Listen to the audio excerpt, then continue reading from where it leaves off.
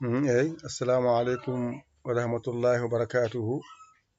Bandiraɓe sehilaaɓe jangiyankoɓe, en garti kadi e windande men nayaɓire. Windande nayaɓire nde ɗo ala ko janguɗa hen hay hunde so wona tan suun endu toɓɓere toɓɓere toɓɓere kala ko wayni ene wiye suun endu gasi ɗo suun endu haaɗi. Qur'an o dow ha less ko jangaten suun endu ko ɗo haaɗi. Joni noon ɗo addira ko ha ganda so adima yowani, so woni hakkunde ko yowani, so woni sara ko yowani, alamo wonde hay goto yowani. Gasi ɗo so ɗiggi tan andu oɗo saa gotum anne ala ko wodi e nder Qur'ana Arab suun endu ɗo haaɗi.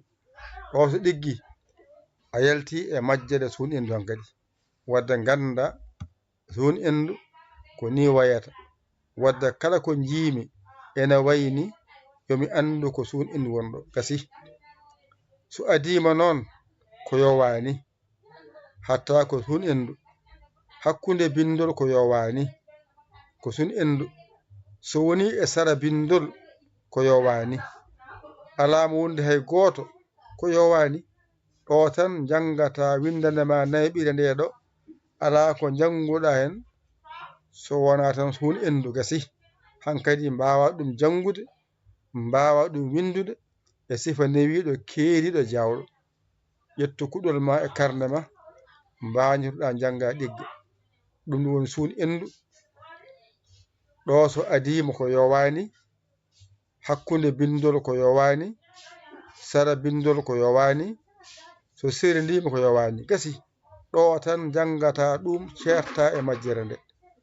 Dental Dina TV, Dental Dina TV kala mo jeenako toon jiɗɗo jeeyede toon yaato YouTube binda Dental Dina TV jiyangal.